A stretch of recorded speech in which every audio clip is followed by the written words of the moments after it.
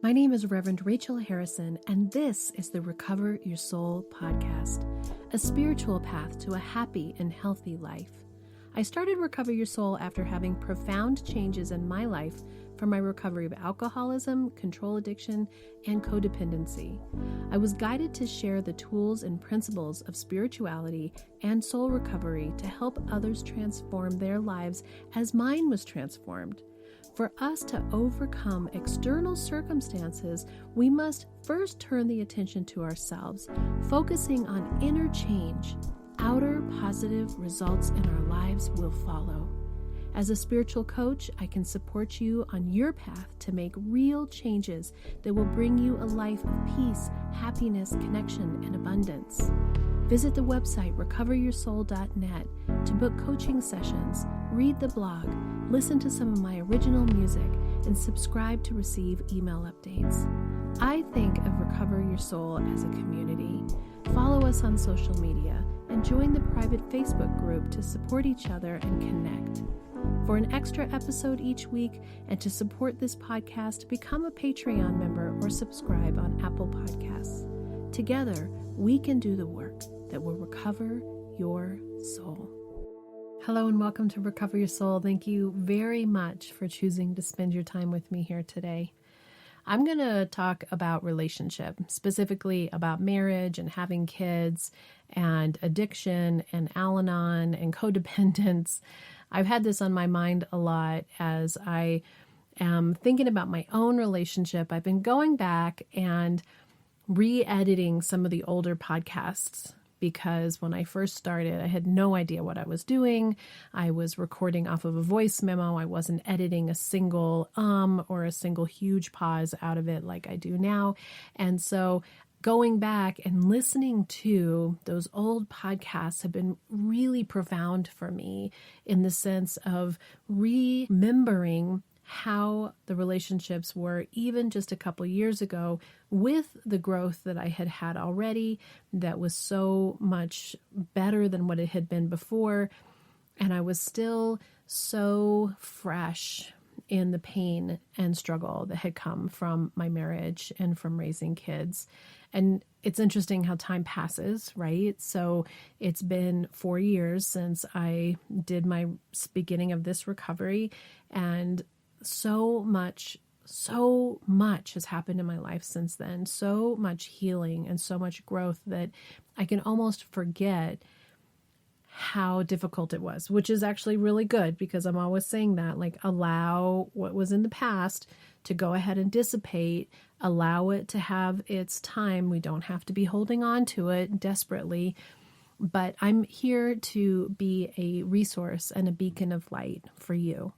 And so I wanted to touch on marriage and raising kids, partially because of re-listening to those episodes and also just in talking to people. You know, now we're out of COVID like we were before and talking to more people, both personally and professionally, and coaching people, having people reach out that are listening to the show, talking about what they're interested in hearing more about, listening to the voices out there and what's happening. And being married and raising kids is hard work. And I wanted to come at it at a soul recovery place from what my experience, strength, and hope of it was. When I got married, I think that I had that unrealistic expectation that often comes from the storybooks and the movies and what you see on TV and what you think the happily ever after is.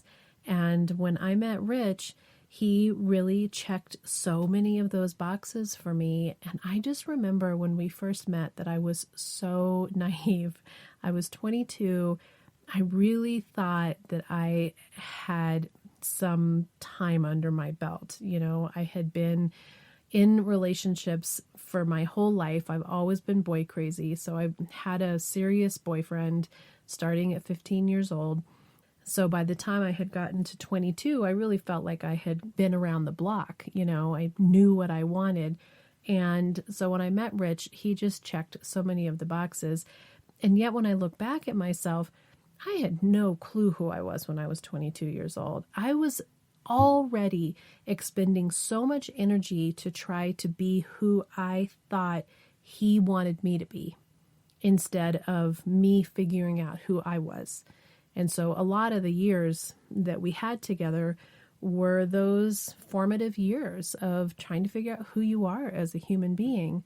And I convinced him to have kids early. So we got together in 1992, married in 1994, and had Alex in 1996. So very quick in terms of being together. We were already parents and had a mortgage and the life that comes with all of that. If you ever listen to my songs on my website, there's a song called Falling for You, I think it's called, but it's a song that I wrote about Rich and our life together. Then you have kids and you're figuring things out. For us, we were alcoholics, and our way of connecting was with friends and with drinking and partying it up. And even when we had the kids, we found ways to make sure that we had friends that partied like we did, and so that you wouldn't feel uncomfortable throwing back a bunch of margaritas when you've got young kids in the house. You know, that you create a lifestyle that matches where you're at so that you'll be comfortable. And again, like I've said before, we had a lot of really fun years in there and a lot of good times. And even though there was this undercurrent of our differences and how we saw things differently. But I want to pinpoint, starting pretty early on, things changed for us. And part of that was because Rich went and did a project building a house up in the mountains when Alex was 3 or 4, less than that. Alex and Bodhi are 2.5 years apart. So Alex was a toddler, and I was pregnant with Bodhi at the time that he went up and built this house. So he was gone for almost 2 or 3 years for most of the time. He would come back on the weekends, and then he would spend the summers here so that he could work his construction business, his building business here in town, and then go up when normally it's harder to have jobs in the winter and live up in the mountains building this house off of a generator. And so it was really tough up there. And what ended up happening was that separation of our time and me becoming a mom to 2 small kids, and really having that part of me where I needed to formulate the control about how to manage these kids and how to run the house. And I didn't have my husband around. And I started to establish how I wanted it, how I expected it to be. And Rich was up in the mountains running this project, building this dream project for him to design and build this custom home. And it was rough up there. They weren't living in a house. They were camping in the winter. One year we bought a really dilapidated old camper trailer that he lived in, but most of the time he was literally in a tent in the winter in Colorado at elevation at over 9,000 feet. And it was intense. And so how did they deal with that? How did they stay warm? How did they stay motivated? What do you think? Yes, handles upon handles of hard alcohol is how he managed that. And when he came back from that experience, his alcoholism had taken a whole other level. And for me, I think that I felt abandoned. I didn't realize it at the time. I just hunkered down into the control part of myself and trying to do this fairy tale life of how you're supposed to have kids. You know, what is your life supposed to look like? What are you supposed to look like from the outside? And my Al-Anon illness, my illness of control and wanting things to be different, started to really accelerate, in addition to the fact that I was also a functioning alcoholic. So many layers, so many factors going into it. And I think about the kids and how pretty early on it was complicated, because it's always complicated when you have children. And our life was always chaotic. It still has a level of chaos, even in the calm that we have in our lives now. There's still a million unfinished projects and too much stuff and not as much organization as I would like. And I just have to accept that I've completely actually accepted that this is just the life that we have. And I'm going to do an episode about how we just got this dog, which is such an interesting add to a life when you have gotten your life kind of settled down and without the kids and working from home. And now what do? I add another level of chaos. But when Rich returned from this project and we had a disconnect from that time with him being gone, and I had learned how to become more self-reliant. And I think the other aspect in my life was that I was raised by a single mother. And my dad was in the picture, but he was only in the picture as like the dad that you go see on the weekends. He did not participate in the co-parenting that a lot of people do now when they are separated and divorced. My mother had complete free reign to do with me as she pleased because my dad 100% handed it over and trusted that she knew exactly what to do. And so it's not that he was distant. It's just that I didn't lean on him for that kind of parental role. It was more like you just go visit dad and hang out with whoever his new girlfriend was for the weekend, until he got remarried. So what happened to me in those years when Rich was gone is I went into that mode that I was raised in, which is only one person makes the decisions. Only one parent is the one who parents. And that I can recognize now that I struggled with the co-parenting part. And I struggled with it, and Rich and I have talked about this in our podcast as well, from the part that I grew up in a family that had no yelling, no anger, which is both a benefit and not healthy because I didn't know how to handle difficult situations.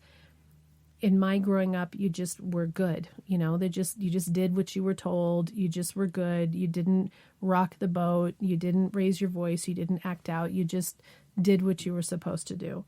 And in Rich's upbringing, there was divorces and there were tempers and there was love and there was a sibling that he fought with, and there was fire in their world in terms of how they interacted with each other, and discipline, a different level of discipline. I was raised where you just did what you were told, and Rich was, if somebody didn't do what they were told, then there was to be a consequence for that. And I really struggled with that.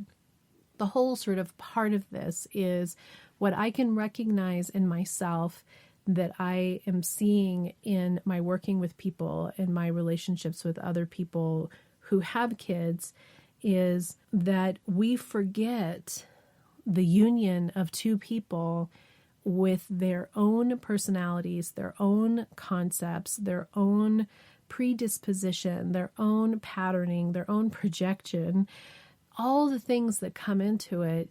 By the time you get to past when the kids are little and you're just in the chaos of toddlers and you get to middle school, and these people are people now. They're not babies.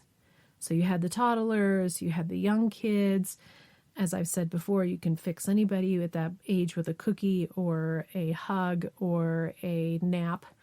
And then they get to the place where they've developed their own personalities.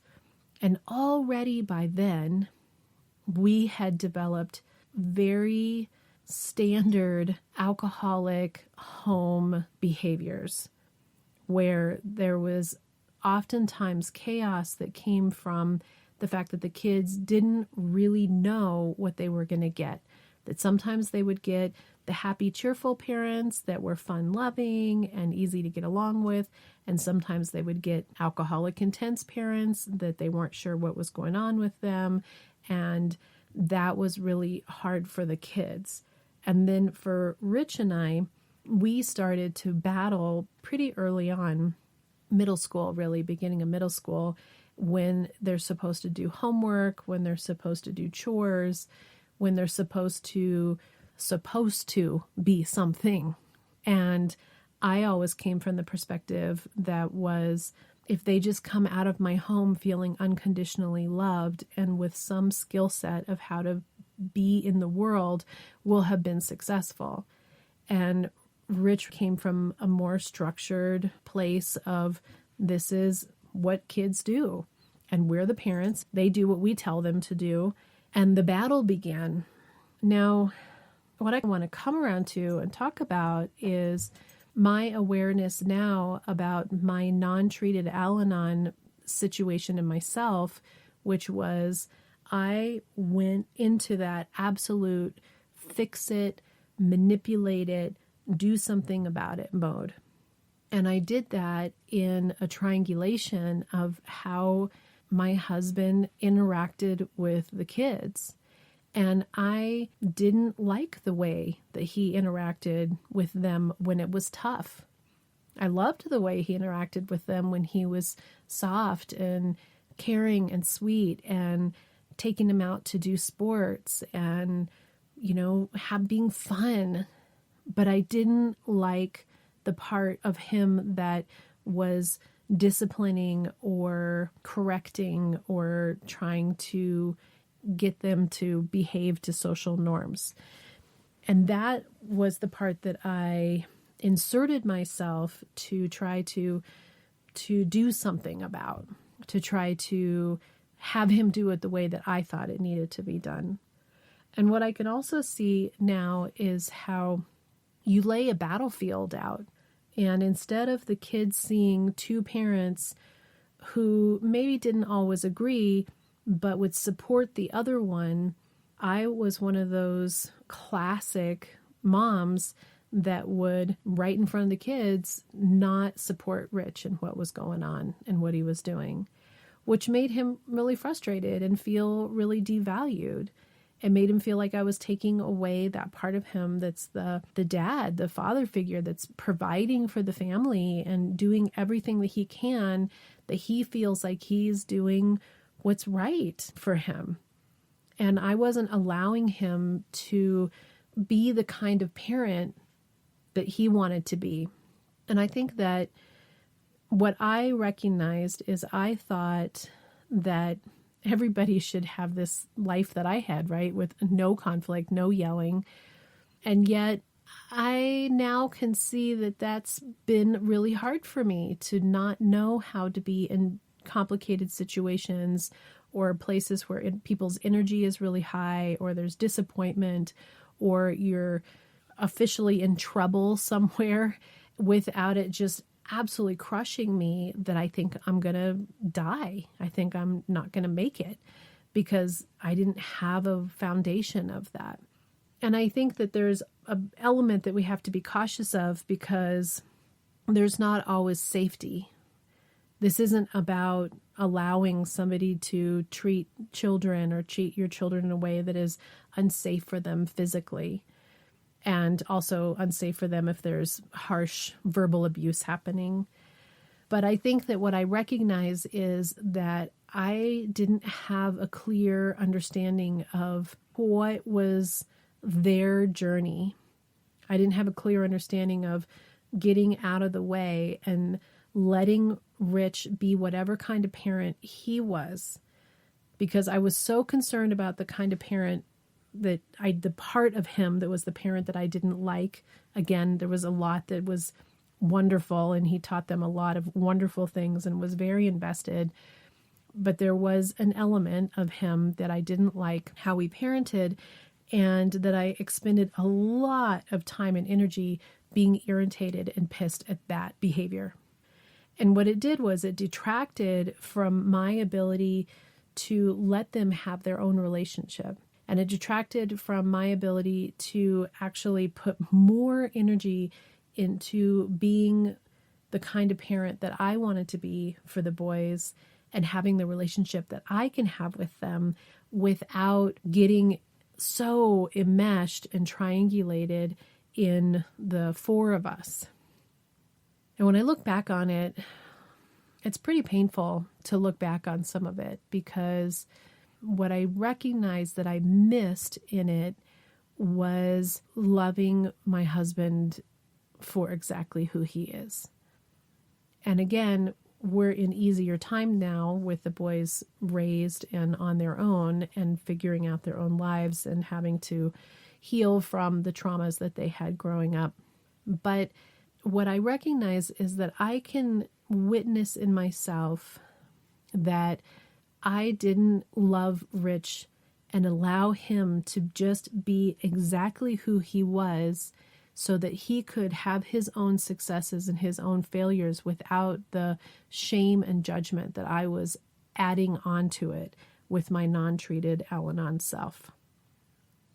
And this is so not easy, because how many people end up getting divorced by raising kids? And what did they want together? They wanted children. We go through everything it takes to have kids, and then what do we fight about? We fight about our kids, and we end up damaging the relationships with our children as they watch us as adults in this relationship not deeply valuing each other for who we are and allowing us to make our own mistakes. Because when I'm judging him, what I'm doing is I'm putting him in a corner that he has to be defensive, that if I can allow him to be totally who he is, just like I was asking him to do for the kids, which is to let them succeed and then let them totally fail. And instead of pointing out what a failure they are, that you say, that must be really hard. How are you going to work on that? How are you going to fix that? What are your ideas on that? To let them do the growth for themselves.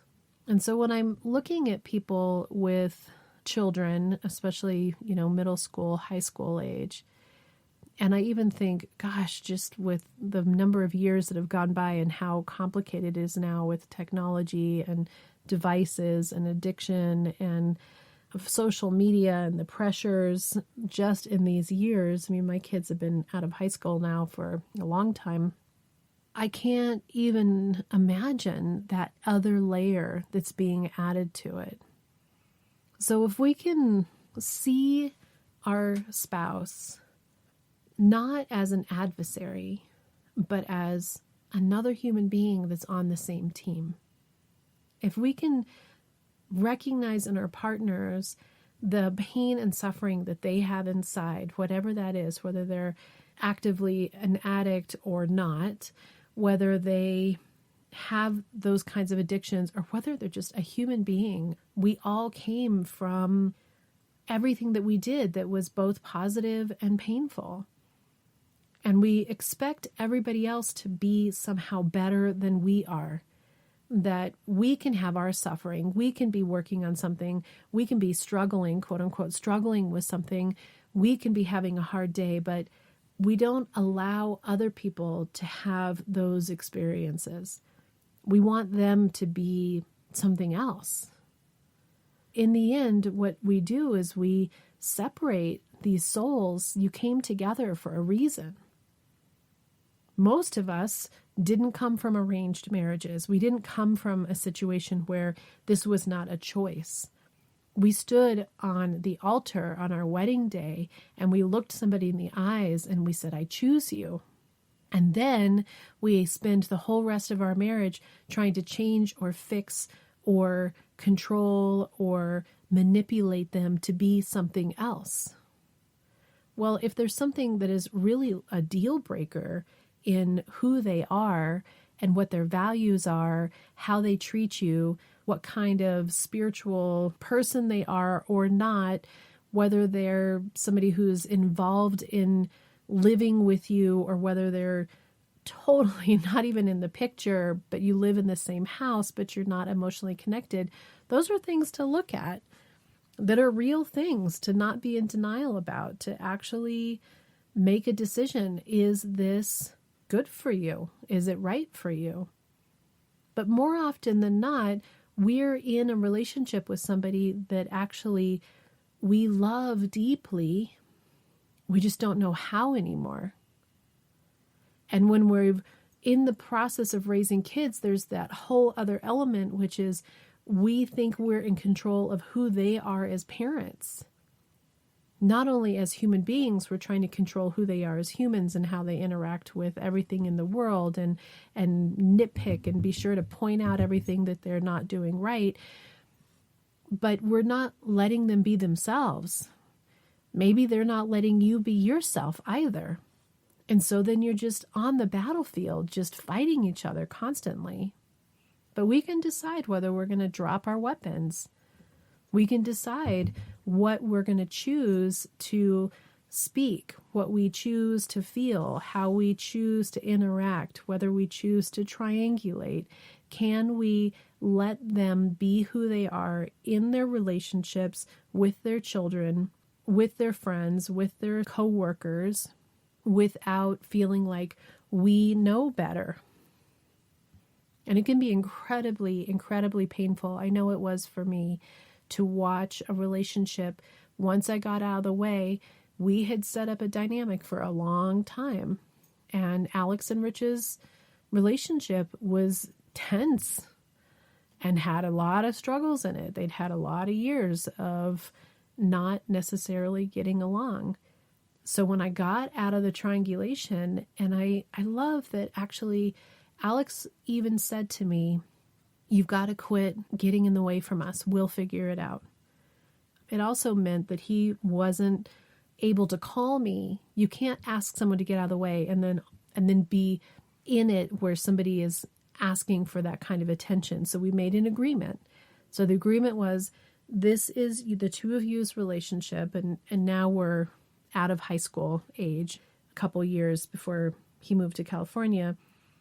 Your relationship is your relationship with each other, but it also means that you can't each come to me and complain about the other person, that the triangle has to stop, that it literally just has to be the two of you. And that was a major breakthrough for us, and it was not easy to watch. So it didn't mean that once I got out of the triangle that all of a sudden they were hunky-dory and everything was fine and there was no problems. No, totally not how that went. How that went was they continued to battle, but I wasn't in the middle being a really crappy referee. I let them have what those experiences were, and they started to work it out. They started to work it out.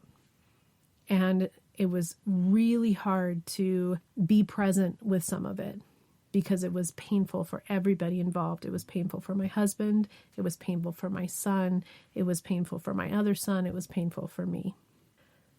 But the truth is, when I got out of the way, what I could see was the beauty in each of those people without the tarnish of the relationship.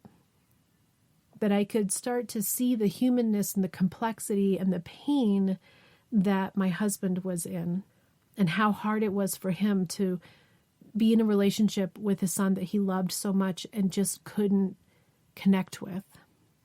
And to see the pain of a son who wanted his dad to love and accept him just as he was, and he didn't feel that.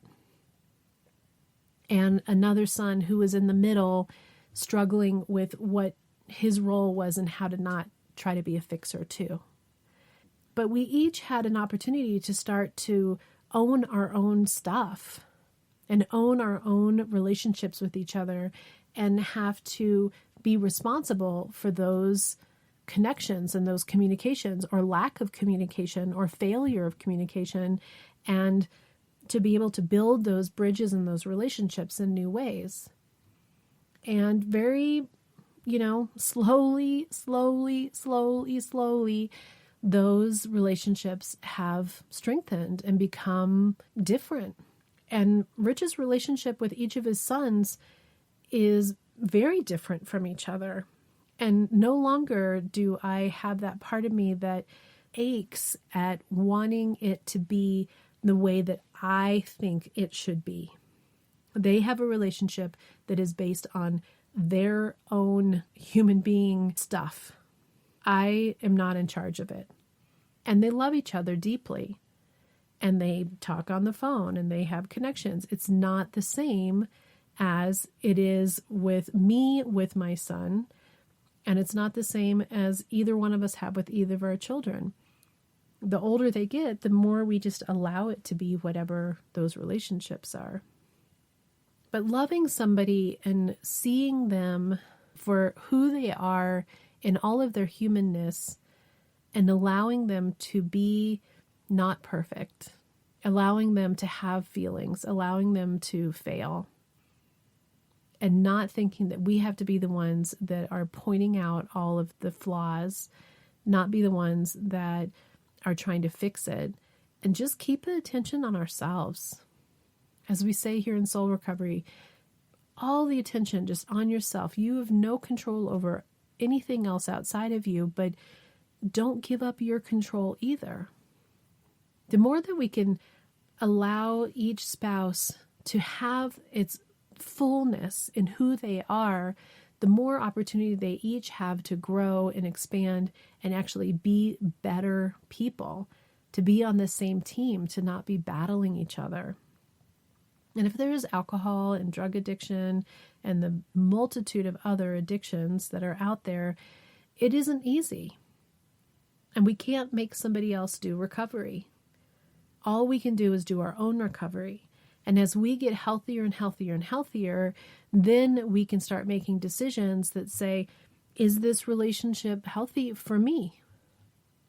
And we can let go of the need to make sure that they are as we think they should be for the other people in the family, including your own kids.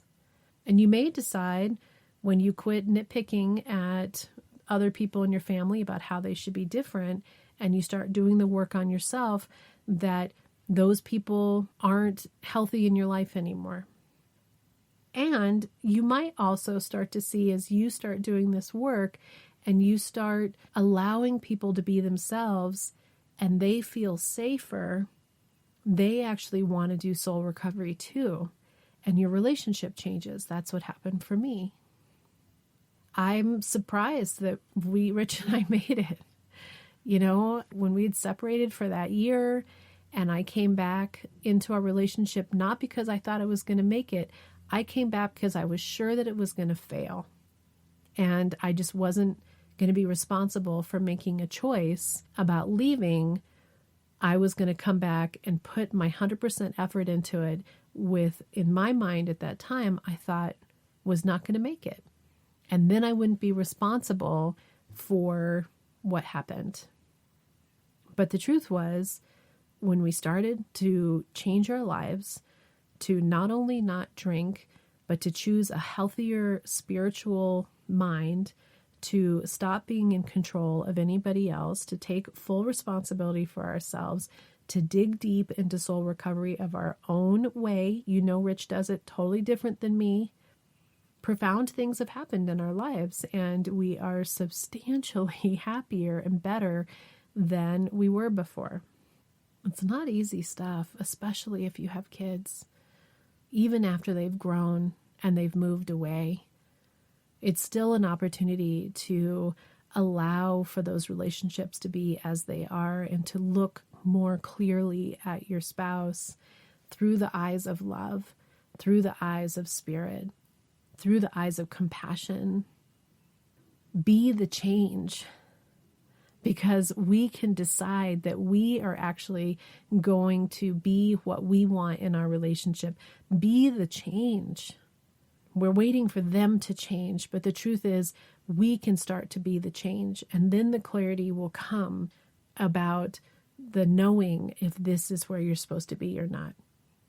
But you want to come from it from a healthy place and not from a damaged, fearful place, because in the end, no matter where you go, there you are. I hope this made some sense in my ramblings. And I just always am here for you. I'm here for you if you want to do a coaching session with me and talk it out and get support. That's what I'm here for. Until next time, namaste. 1, 2, 3.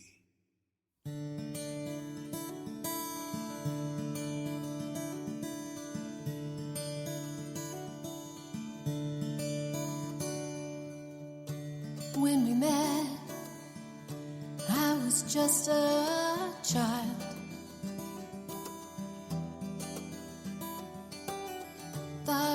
so grown up, had some time being wild. I was looking for a good, strong man. You had it all, and we made a plan. And I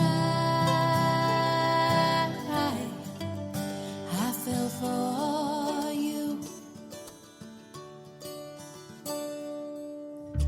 Marriage came, and soon the kids did too. Mortgage and bills, hard work was all we knew. So many good days, but there were hard ones too. There was a time when I said I was through, but you said I love you, but you said I love you. Now the days of raising boys has gone.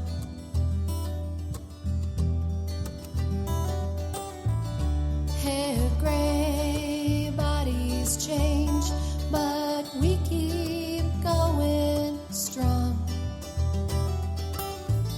The healing came when we learned to let it go.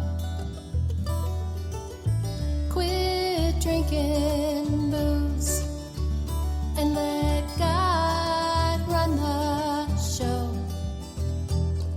And I love you. And I love you.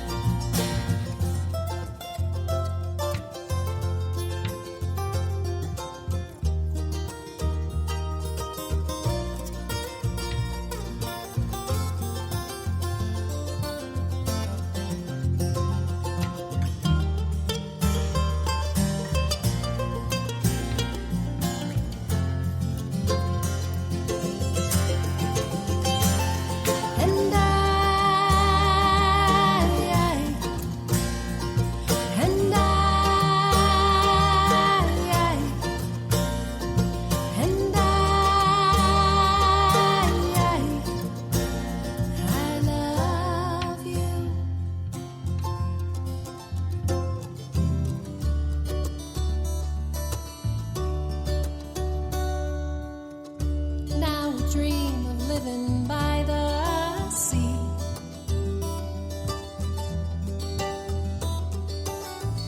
A life of love, happy and free. You'll still be surfing, and I'll watch from the shore. Days are passing, and we want more. And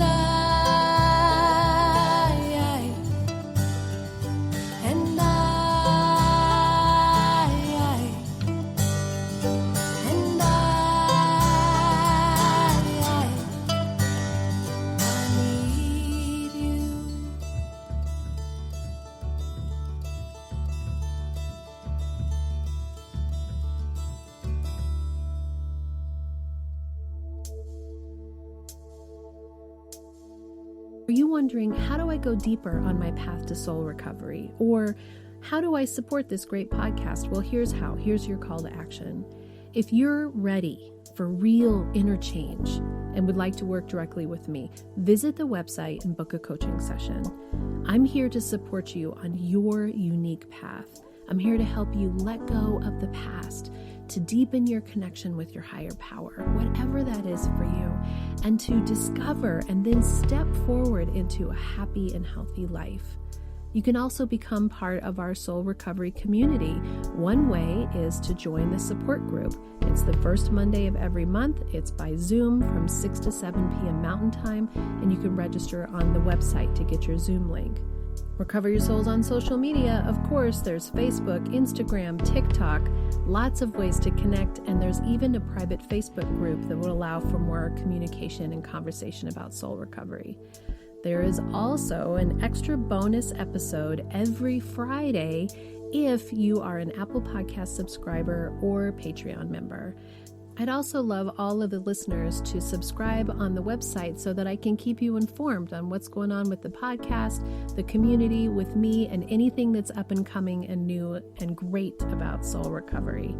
Also, if you just take a little bit of time to give me 5 stars, a quick review, and to share the podcast with your friends and family, we're helping even more people to have soul recovery in their lives. If this podcast is providing you spiritual nourishment and inspiration, thank you for going to the website and pushing the donate button, whatever donation feels right to you. This means so much to me because I have this enormous mission of sharing soul recovery with the world, and your donations, your bookings, your subscriptions, your being part of this community is helping that to happen. Together, we can do the work that will recover your soul.